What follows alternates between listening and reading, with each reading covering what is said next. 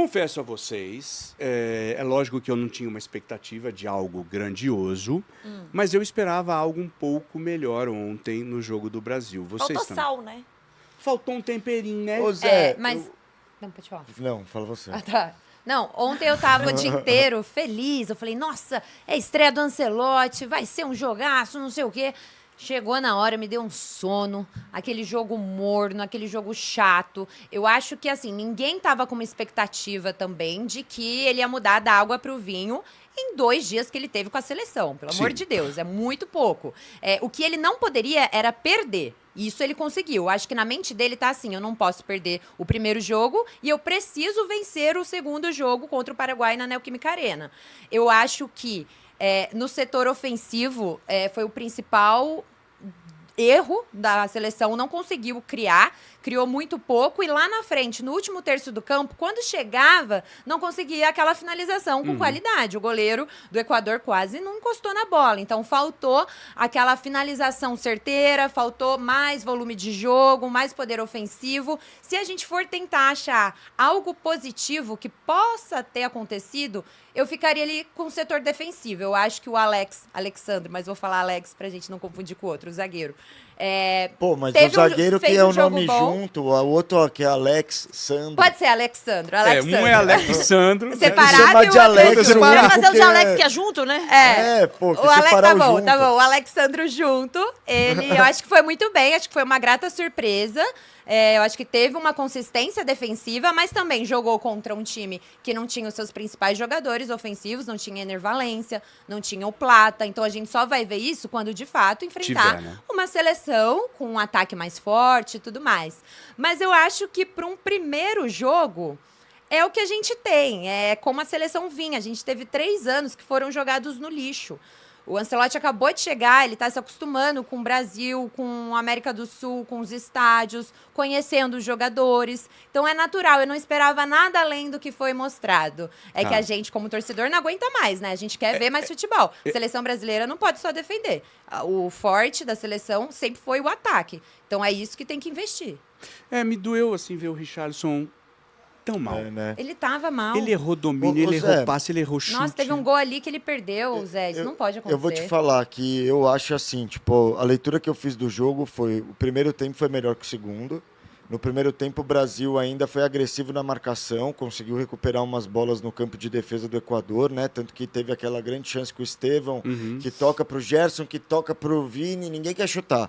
Mas o Gerson podia ter chutado, aí quando ele o Estevão toca, podia ter chutado. O Vini já chegou com o marcador. Aí já chega meio numa dividida. Mas achei que ele realmente conseguiu começar a colocar essa ideia de dar o corredor para o Vini. O Vini teve muito mais espaço para sair em velocidade nessa transição, coisa que ele faz muito bem no Real Madrid, coisa que ele fazia muito mal na seleção. Então, eu acho que ele teve mais espaço para conseguir criar. Muito bem verdade que quando chegava ali no terço final, o time do Brasil começava a tocar uma bola sem saber muito como finalizar e acabava perdendo a chance por erro de passe. Achei que o Casemiro foi uma boa surpresa, porque muito seguro, né, ali na frente da defesa. Acho que, além de tudo, eu vi que ele teve 100% de desarmes, o que mostra a importância dele como esse cão de guarda mesmo dessa linha defensiva. E o que eu achei interessante foi que ele estava tentando arriscar mais passes para frente. E acho que essa é a chave do Brasil. Esses meio-campistas precisam ter a ideia de tocar para frente. Tenho certeza que o Ancelotti deve estar comentando disso com eles. Do outro lado, eu acho que vale também a gente ressaltar que a gente tem... O Equador tem uma linha de defesa hoje talvez melhor que a do Brasil. O Hincapié e o Pacho. O Pacho foi campeão agora com o PSG ao lado do Marquinhos. Ele é um zagueiraço.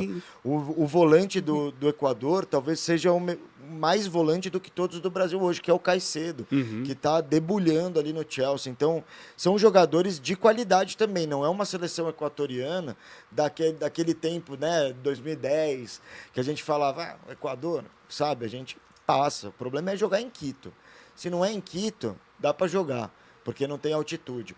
Acabou isso. O Equador hoje é segundo colocado das eliminatórias. Então, do outro lado, era uma boa equipe. Achei que o Brasil foi bem, agrediu pouco. E agora é a chave do Ancelotti de mudar a jogar em casa, como propor o jogo muito mais do que propôs. E o Casemiro é legal também falar da questão da liderança dele, né? Então, isso pelo menos eu vi ontem, né? Uma ele tentativa. o tempo todo ali puxando os jogadores pra cima. Falar, presta atenção, eu vi duas vezes, ele presta atenção tal coisa, né? Isso foi legal mesmo. Agora é duro, né? A gente assistiu aquele jogo, sendo que à tarde teve um Espanha 5, que foi esse jogo? França 4.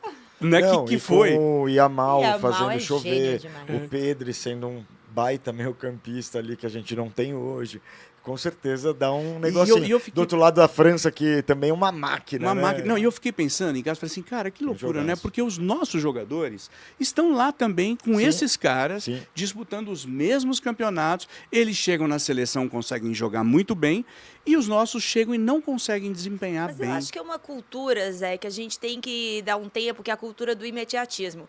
O Ancelotti chegou agora. Não, uma sem seleção dúvida, não é nem... que teve estilo Tite, estilo Fernando Diniz, estilo Dorival. Treinadores com pensamentos completamente diferentes. Aí chega um Ancelotti que bota um time de uma forma mais defensiva, ele traz o Antony de volta, ele traz o Casemiro, ele resgata alguns jogadores, ele surpreende numa escalação, trazendo até mais atletas que atuam no futebol brasileiro do que a gente esperava, de uma forma geral. Para mim, muito positiva a atuação do Casemiro, sendo esse cão de guarda, sendo importante nos desarmes. Então, assim, a gente tem que ver um pouquinho do copo cheio, que eu fico brincando até que o Ancelotti, até escrevi hoje falando sobre isso, ele tá como aquele apreciador de vinho, sabe?